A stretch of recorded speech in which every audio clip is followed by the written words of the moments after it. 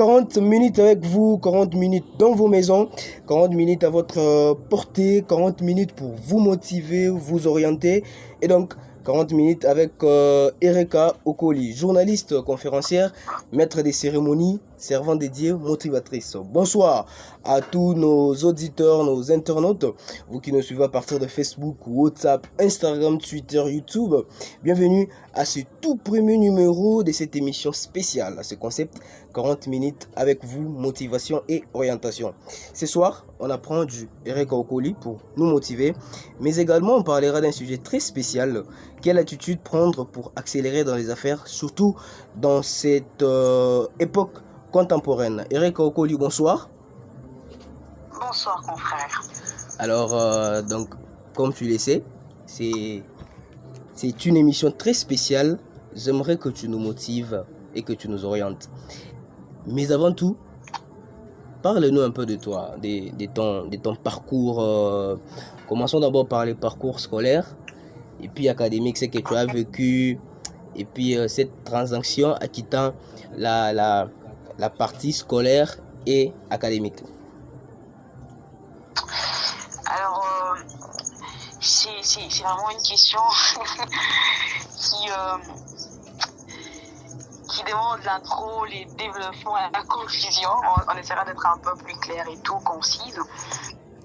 Alors, je suis Erika Okoli, comme tu l'as dit. L'école, en parlant de mon parcours scolaire, parlant plus de la Eureka qui a choisi sa section. Alors, c'est la littéraire que je choisis. C'était un peu compliqué parce qu'au départ, je voulais bien devenir avocate. Mais après, le Seigneur nous a orientés autrement. Et ben voilà, la littéraire et tout, on a avancé avec. Et après mon diplôme d'État, je décide enfin de me lancer dans le journalisme et tout, parce que après tout, c'était une orientation divine. On a vraiment eu le temps d'observer cette prophétie. Alors, j'ai vraiment observé, parce que quand j'en parle aux gens sur le fait que je me suis lancée dans le journalisme par prophétie, il y a pas mal de gens qui se demandent, mais de quoi ils parlent? Est-ce qu'on doit... Non, Dieu parle de plusieurs manières, et pour mon cas, il est passé par un homme de Dieu qui est mon père spirituel pour me dire voilà, il veut me voir dans le journalisme. Et c'est parti de là, et aujourd'hui je suis dans le journalisme de la communication à l'UNICIC, ex-IFACIC, en avance. Comme je l'ai dit au début, je suis journaliste chez ADM, Afro-Diaspora Média, je suis conférencière, je suis maître des cérémonies, je suis... Voilà, je crois que c'est mieux. Voilà. On va y arriver, tous les détails. Et donc, vous pensez que le choix que le pasteur ou le prophète qu'a fait sur vous, c'était vraiment un choix qui, jusqu'aujourd'hui, vous rend heureux dans ce que vous faites? Au-delà de ce que vous aviez prévu. Je crois qu'on doit éclaircir sur ces points. Ce n'est pas le choix du pasteur, c'est le choix des dieux. Okay? Il a juste été comme un canal pour me passer la pensée de Dieu sur ma destinée. Et je le dis au début que moi, je voulais bien faire le droit et j'ai pas changé de vision après, parce que je me dis que après le master, j'irai faire le droit après. Parce que Dieu ne m'a pas interdit d'aller faire le droit. C'est juste qu'il m'a orienté autrement. Et je crois que dans les jours à venir, j'irai faire le droit. Alors, Dieu a parlé, il est passé par mon mentor et on a observé la prophétie, c'est très important. Et ce que j'aime avec le Seigneur, c'est qu'il a placé en moi le goût de la chose, parce qu'en vrai, je ne calcule pas le journalisme, mais lorsqu'il a révélé sa pensée et tout, et après, il a déposé le goût, les soucis de la chose, et j'avance avec. En tout cas, je suis heureuse dans ce que je fais, je suis à l'aise, j'aime bien ce que je fais. Voilà, très spécial, je vous ai compris et je pense que nos auditeurs, nos internautes vous comprendront également. Alors, qu'est-ce qui généralise au fait vos caractères? On parle maintenant du côté comportement, on a quitté les socles des études et voilà, des caractères. Qu'est-ce qui généralise vos caractères, Erika Okoli? Bon frère là, toi tu vas me tuer aujourd'hui. Bon, je vais peut-être choquer pas mal de gens, je sais pas moi si j'ai vraiment compris la question, mais je sais pas, est-ce que je dois me définir, est-ce que je dois je dois dire comment est-ce que je me comporte. Je dois Évidemment, expliquer mon définissez-vous. caractère. Évidemment, définissez-vous. C'est ce que les gens veulent comprendre en ce moment. Qui êtes-vous, évidemment? Ok.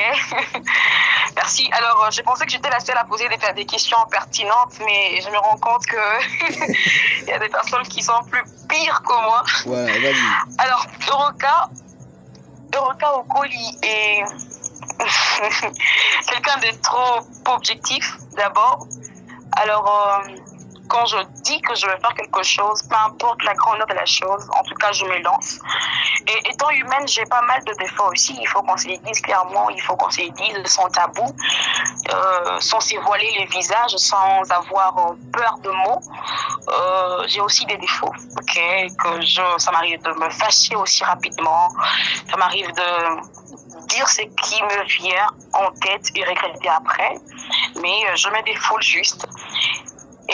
Mais c'est quelqu'un de caractère, raison pour laquelle elle est définie ferme femme. C'est quelqu'un objective, pardon. C'est quelqu'un qui n'a pas l'habitude d'abandonner aussi facilement. Ça m'arrive parfois de vouloir abandonner, mais j'abandonne pas. Je mets juste une pause et après je reprends. Je crois que parfois c'est définir et parfois très compliqué, mais ceux qui m'entourent savent qui je suis réellement, comment je réagis souvent, et ceux qui ne me connaissent pas, je crois que dans le jour d'avenir, apprendront à me connaître, à me découvrir encore plus. Exactement, vous êtes quelqu'un de très objectif, mais il y a des gens qui vous suivent en ces moments. Aujourd'hui, vous êtes devenue un peu plus influente dans votre domaine, mais en voyant vos publications, vous décrivez ce que vous avez dit là, ferme femme. Alors, qu'est-ce que cela veut dire? D'où vous est venue ces idées-là? Et expliquez-nous un peu les tics, tout justement, qui se cachent derrière ferme et femme. Alors oui, je me rappelle, il y a dernièrement, ça date un peu, il y a une femme, une dame, une grande personnalité aussi, une aînée dans le média, qui vient me dire, elle me demande pourquoi tu commences pas par femme? Pourquoi c'est d'abord ferme? Pourquoi c'est pas femme en premier et puis faire après? Je me dis, c'est comme ça que je suis en fait. En tout cas, je suis ferme. Je suis aussi femme, mais ma position de femme vient après parce que je suis trop ferme dans mon caractère, dans ma façon de réfléchir, de voir les choses. J'ai un mental de fer, au fait. Erika, s'il vous plaît, c'est question de motiver les gens ici. Vous êtes femme, les caractères de femme ne vous quittent pas. Mais quand vous placez devant vous le mot faire, est-ce que cela ne vous fait pas un peu plus réticent en termes de votre féminité? Cela n'adoucit pas vos caractères féministes? Oh my goodness. Alors, lorsque j'ai parlé de faire, je parle plus de ma réflexion, mon mental et tout. C'est de ça qu'il s'agit, en fait. J'ai un mental faire, en fait. Puisque aujourd'hui, les femmes se définissent beaucoup plus étant douces, étant des gens qui sont un peu plus légères, si on peut les dire comme ça, légères pas dans le sens de tout vouer, mais des gens qui sont un peu plus accessibles. Mais quand il y a ferme, est-ce que vous êtes facilement abordé par des hommes, bien sûr? C'est vraiment une très belle question. Alors, il faut qu'on se dise clairement, sans se voiler le visage. Je ne veux pas jouer à l'hypocrisie ici. C'est pas tout le monde qui m'approche. Alors, quand tu es homme et que tu veux m'approcher, il faut suffisamment avoir confiance en toi. Parce que si c'est le contraire, en tout cas, tu auras peur de m'approcher. C'est comme ça que je vais choquer pas mal de gens peut-être, mais c'est comme ça que je suis. C'est pas tout le monde qui m'approche. Et je trouve ça bien parce que quand on est femme, c'est vrai qu'on doit être abordé, mais c'est pas tout le monde qui doit nous approcher après. Tu vois, ça bloque un peu. Voilà, je vous comprends. Alors, journaliste, conférencière, maître des cérémonies, animatrice, CE également, motivatrice, servante des dieux. Madame, à votre âge, comment est-ce que vous mélangez toute cette casquette-là? C'est question de bien savoir où faire la part de choses. C'est très important. J'ai dit dernièrement à quelqu'un, j'étais en train de prêcher, dans une nuit de prière, je dis, je ne permettrai pas qu'on m'appelle journaliste dans un lieu où je suis censée être appelée prédicatrice. Je ne permettrai pas qu'on m'appelle prédicatrice dans un lieu où je suis censée être journaliste. Je sais faire la part de choses, je sais gérer mon temps. En tout cas, c'est très important. La gestion de temps, c'est très, très, très important. Savoir différencier les choses, c'est aussi important. Alors, c'est ce que je fais. Hein. C'est tout ce que je fais, en tout cas. Voilà. La gestion du temps, elle est très importante. C'est ce qu'on peut retenir dans ce que nous a prêché pendant ces 10 minutes, Madame Erika Okoli. Et donc, j'ai chute. Exactement, tu nous motives, tu nous prêches. Alors, Erika, je vous pose une question qui a peut-être des sens. Dans votre casquette de prédicateur de la société, prédicatrice, si on peut le dire comme ça, c'est quoi votre combat? Et dans votre casquette des religieuses, des servantes de Dieu, qu'est-ce que vous avez toujours lutté? Alors, sincèrement, confrère, mon plus grand obstacle dans la casquette des prédicatrices, c'est quand on dit que voilà, tu es jeune femme, tu dois te taire et ne pas parler de Dieu. Je crois même avoir discuté dessus avec un chef dernièrement. Et bon, puisque c'est un sujet qui fait vraiment débat, je crois que ceux qui vont nous suivre diront que, et oui, tu as tort, tu dois te taire parce que tu es jeune femme. Alors, je dis souvent aux gens, en tout cas, j'ai décidé de dire aux gens que attendons le retour de Jésus. Tant que ce que je fais, je trouve pas ça mal. Le fait de gagner des âmes, de parler de Jésus, je trouve pas ça mal. Et que vous dites que c'est mal, alors s'il vous plaît, ne me lapidez pas, ne me crucifiez pas, ne me lancez pas de pierres. Attendons le retour de Jésus. Alors s'il trouve que malgré les âmes gagnées, il trouve quand même que j'ai mal agi, alors qu'il m'envoie en enfer, moi et des âmes gagnées. Au cas contraire, on aura tous. En tout cas, pour ces points, sur ces sujets, attendons le retour de Jésus. Parce que mon plus grand combat, mon plus grand obstacle, c'est le fait d'être juste femme, au fait. Et qu'on devait se taire et ne pas parler de la part du Seigneur. Ça blesse un peu. Quelle valeur que vous défendez tous les jours? Alors, étant femme? Oui, étant femme. Alors, je reviens encore sur ces 3 mots, faire, ferme, femme. En tout cas, je reste sur ça, je me base sur ça. Rester faire, rester ferme, rester femme.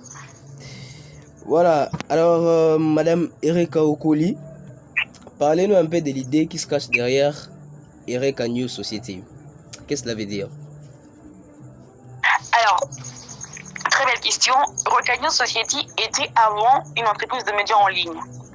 Et avec Erika News Society, on présentait l'émission Le Parcours de Survivants, mais c'était en live. C'était via les réseaux sociaux Instagram. C'est là qu'on passait les lives de l'émission Le Parcours de Survivants grâce à EDES, Erika News Society. Mais lorsque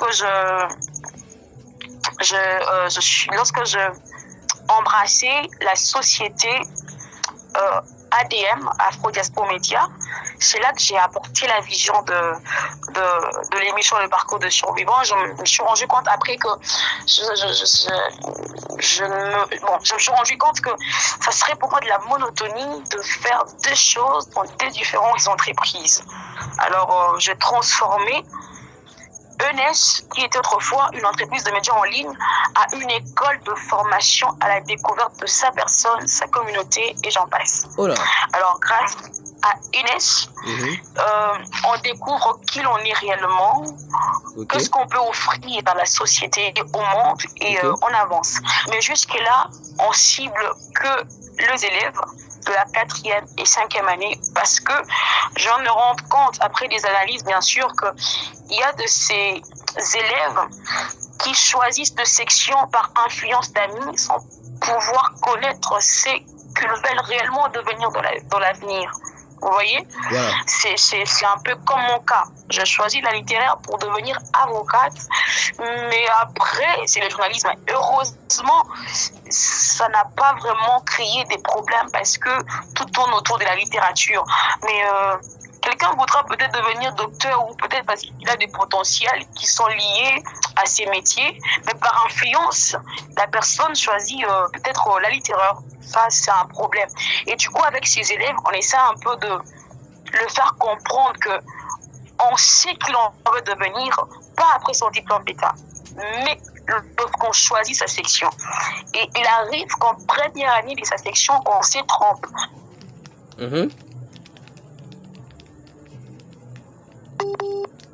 On permet à ces élèves-là de découvrir qui ils sont réellement depuis l'école humanitaire et s'est développé, découvrir de potentiels qu'ils ont. Il y a des gens qui ont des potentiels mais qui ignorent au fait comment ressortir cela ou comment travailler dessus. Et on les aide à découvrir des potentiels qu'ils ont, à travailler dessus et à offrir au monde. À être comme une pièce manquante en fait, parce que nous sommes des pièces manquantes du puzzle et il faut juste le faire découvrir à nos petits frères scientifiques. Voilà, je pense que là-bas ça avance déjà bien que ce n'était pas notre sujet de ce soir. Eureka News Society, déjà ça avance bien là-bas avec les activités. Oui, parce que oui et non. Oui, parce que j'ai eu le temps de parler avec pas mal d'élèves, mais après cette détente de Pâques, on va maintenant descendre sur le terrain. J'irai dans mon école où j'ai obtenu mon diplôme d'État parce que j'ai quand même été influente là-bas et je crois que le démarche sera un peu plus facile. Mais pour l'œuvre, on l'a déjà commencé bien avant parce qu'il m'arrive de changer avec pas mal d'élèves et je me rends compte, confrère, que pas mal sont dans l'erreur et je les aide quand même à découvrir le vrai chemin. Voilà, nous prendrons beaucoup de temps pour discuter là-dessus. Je vous inviterai pour en parler beaucoup plus parce que je pense que c'est très très très important d'en discuter. Voilà, nous voulons citer à la première partie, mais une question, une ou deux questions qui reviennent encore. Vous avez lancé un projet qui m'a beaucoup tiqué, Shege Nandaku. D'où vous est venue l'idée et comment ça se passe? Alors, objectif Shege Nandaku. Alors, après des analyses, comme toujours, parce qu'on peut pas descendre sur le marché sans avoir fait des analyses et tout. Exactement. Alors, j'ai fait des analyses. Je me suis rendu compte que 80% de personnes ont les yeux sur les orphelins. Ce qui n'est pas mauvais, mais les dos tournés au Shege. Ce qui fait un peu mal parce que on s'est dit que ces enfants sont déjà perdus, sont déjà dans l'erreur et tout, on ne pourra plus le récupérer et tout, ce sont des sorciers, ce sont des voleurs et tout. C'est vrai que ces enfants sont des voleurs, c'est vrai que certains parmi eux pourront être des sorciers, mais moi je me dis que c'est possible de recadrer un Shege, c'est possible de les récupérer et de les transformer. Ok? Alors je me dédie que chaque Shege a une raison bien précise à donner si on lui demandait pourquoi tu es dehors. Parce que il y a ceux qui sont dans la rue parce que peut-être la marâtre ou le parâtre n'a pas bien exercé son autorité sur eux, ou parce que peut-être après les départs d'un parent ou de deux parents, la famille paternelle et maternelle les ont traités de sorciers. Ou parce que peut-être l'enfant se rend compte que je sois dans la rue ou dans la maison, je vis toujours la galère parce que le parent n'a pas suffisamment de moyens pour me nourrir. Vous voyez, il y a aussi ce que j'appelle les enfants prodigues parce qu'ils ont tout à la maison, mais sous l'influence des autres, ils sont sortis dehors dans la rue. Et ceux qui n'ont pas de famille, n'ont pas de parents et qui sont des gars. Alors, pour ces personnes qui ont de parents, qui ont une famille et tout, on va essayer de les conscientiser. Sincèrement, ça ne sera pas facile, raison pour laquelle je réfléchis suffisamment pour l'équipe que je suis en train de constituer. Il faut connaître des hommes et des femmes qui ne seront pas seulement spirituels, mais qui auront un grand cœur, qui sauront en fait supporter les caprices de ces enfants. Bon, de nos frères, parce que certains pourront peut-être être plus âgés que moi. Alors, voyez un peu. Alors, ceux qui ont de famille, on va les aider. Ok, on va les conscientiser un peu, les conseiller, et prier avec eux. Et si la famille ne sera pas en mesure de prendre soin de l'enfant, en collaboration avec les partenaires, on va demander à nos partenaires de prendre soin des enfants. Et si l'autre n'a pas de famille, alors on va chercher pour ces derniers un parent qui pourra l'adopter. Et avant de l'adopter, il faudra que ces personnes remplissent au fait des formulaires d'adoption et tout. En tout cas, c'est un grand projet, c'est une grande vision. Et on ne s'est pas encore lancé dans la totalité. Je suis juste en train de constituer une équipe. Et tous les jours, je réfléchis suffisamment. Je me dis, ce que je reçois aussi, les demandes de gens pour intégrer les groupes, l'équipe. Mais je prends aussi le temps, au fait, d'observer la personne, d'étudier, parce que c'est un très grand projet, en tout cas. Voilà, c'est un très grand projet, comme tu l'as dit. Question de conscientiser et d'aider le Shege qui sont aussi abandonnés comme les orphelins, de pouvoir retrouver le domicile. Alors, la dernière question, on va d'entamer une autre partie, puisque déjà, on a épuisé tous nos 20 minutes, tous nos 20 premières minutes. Et donc, Eureka, qui vous motive, vous, dans votre parcours, dans votre carrière? Ah, mais la question, elle est claire. Ceux qui me connaissent vont rapidement répondre à la question. Monsieur Ika de Jong. Et pourquoi donc? Ika de Jong. Et bon, Ika, pour moi, c'est une déesse. Elle est exceptionnelle. Elle est unique, en fait. Avec une voix un peu compliquée, ok, je me retrouve en elle. Voilà. Donc, on n'en parle pas plus, on est déjà à 22 minutes. Et donc, prenons la deuxième partie de notre mission qui sera bien sûr axée autour de la discussion sur ces sujets très spéciaux. Quelle attitude prendre pour accélérer dans les affaires?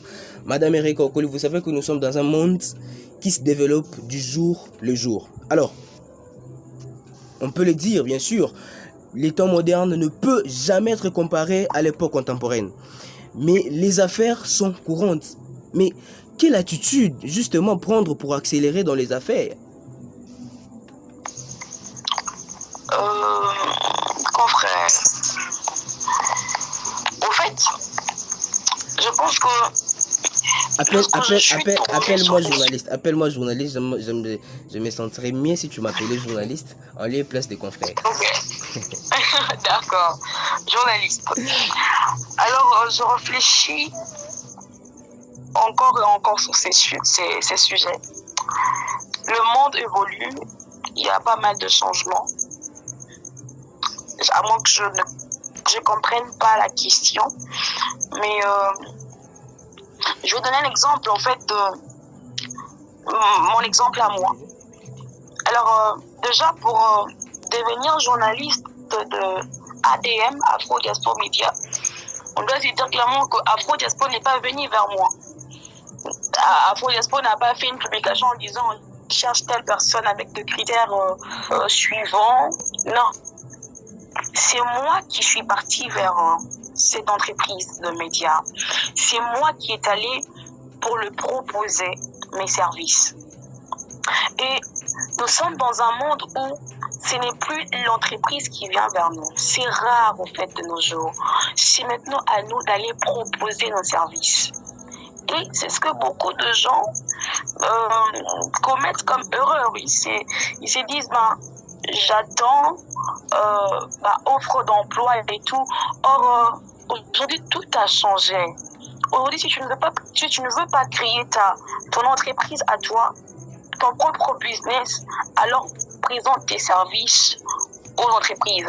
Là, il faudrait faire une étude de l'entreprise. Tu fais les études, tu te dis, qu'est-ce que cette entreprise a comme problème et qu'est-ce que moi, je peux offrir à cette entreprise. On doit un peu changer notre manière de voir les choses et boycotter cette réflexion Moyen Âge, tu vois, un peu, où on pense que tout est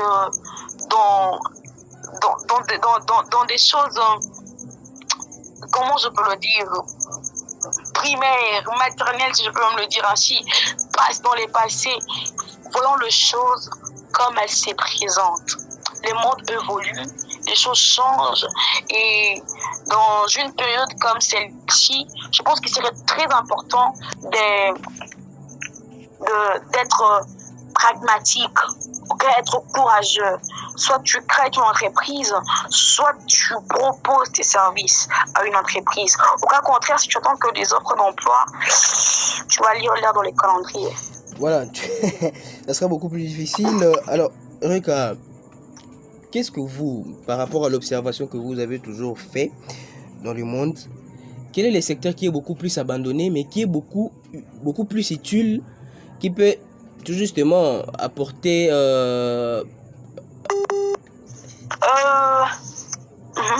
Voilà, quel est ce secteur-là qui est abandonné, mais qui nous sera beaucoup plus utile dans notre... dans la vie sociale, dans la vie quotidienne? L'agriculture. Comment? L'agriculture. En tout cas, je veux le dire en lingala, ils ont maman la COP qui est rentable.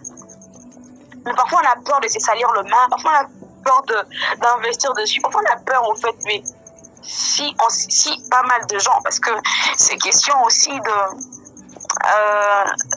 comment je peux le dire? C'est question des sans terrain.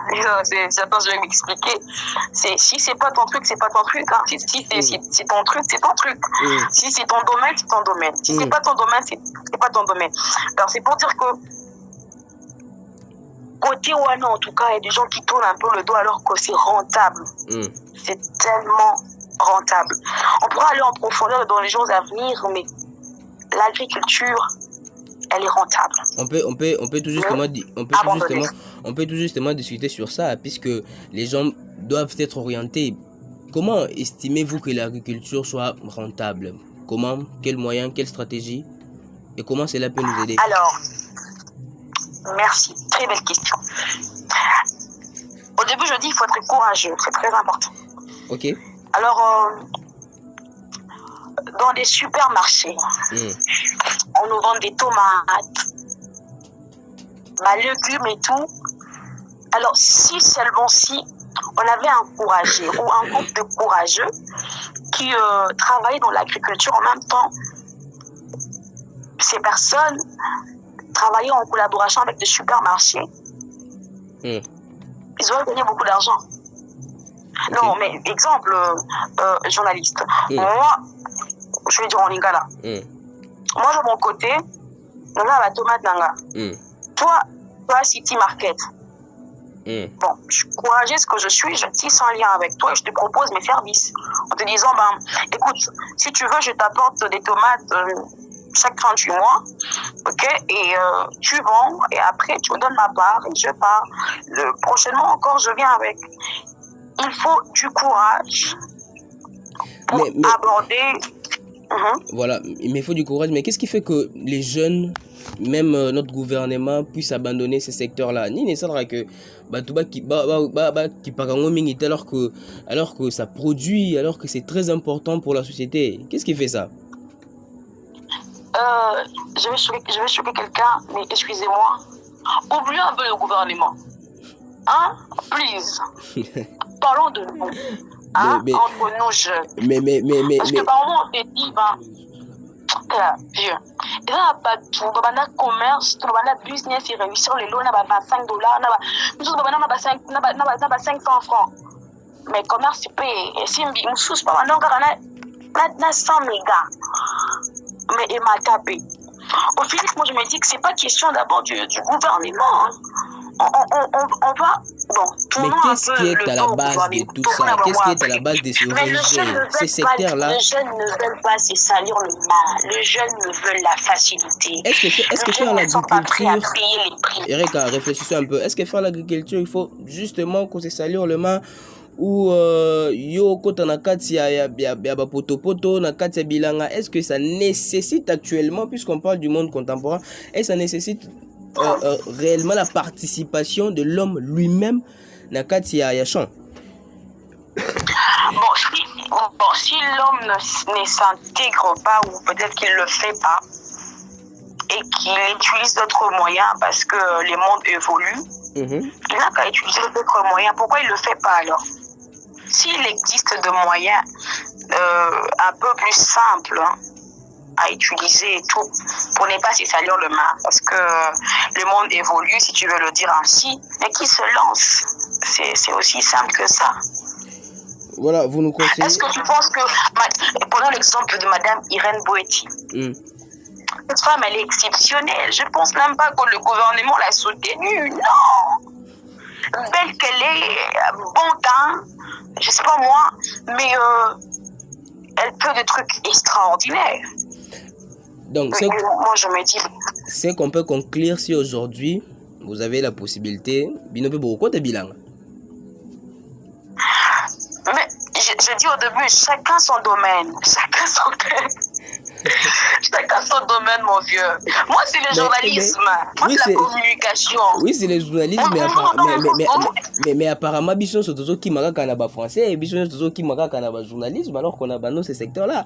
Tu l'as dit, tu peux assumer d'autres fonctions, d'autres casquettes, si cela t'est présenté. Et donc, ces secteurs-là est abandonné, tu peux le faire. Je ne pense pas avoir dit ça. Excuse-moi, c'est pas ce que je dis. Je pense juste que chacun a son domaine. Chacun a sa terre ou l'os.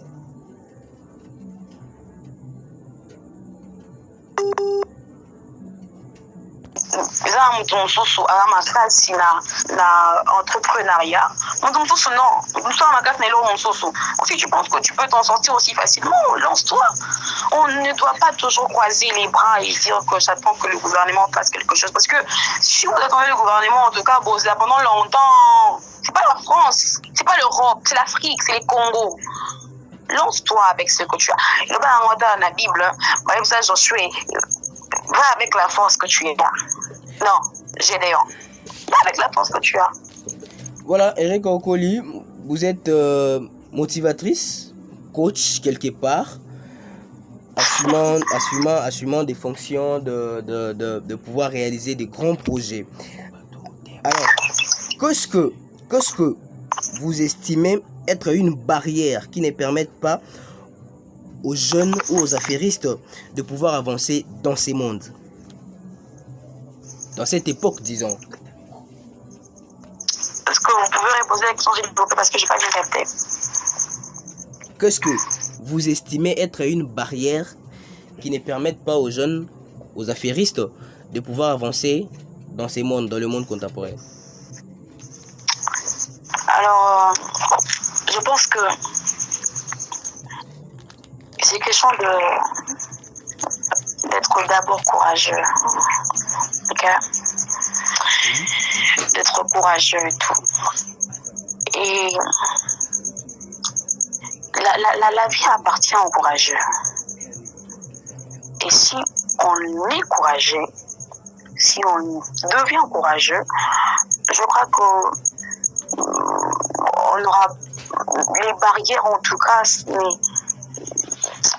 en tout cas, les barrières pour nous deviendront comme des escaliers, au fait, pour nous permettre d'aller encore plus haut.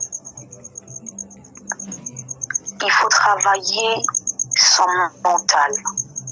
C'est dire que je peux faire quelque chose, je peux réaliser une chose. 6 minutes restantes. Ouais, 6 minutes restantes, je voulais épingler quelque chose de très important.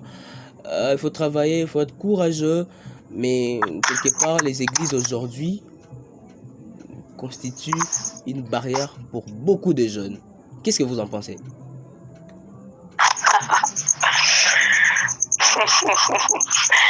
Alors, je pense que c'est pertinent, ça me fait rire. Les églises, bon, barrière, je sais pas. Hein. C'est le jeune eux-mêmes, au fait, qui se disent au final que c'est le seul moyen pour nous de gagner de l'argent. Mais comme ça, l'église aura à COP, c'est faux. Je pense pas que l'église est une barrière. Non, non. Quand on est appelé dans un ministère... Attendez s'il vous plaît, que je m'explique. Une barrière puisque aujourd'hui, il y a plein d'églises qui engagent les jeunes ou deux fois, pasteur va faire son programme, il y a toute la semaine, les gens travaillent du matin au soir dans les églises.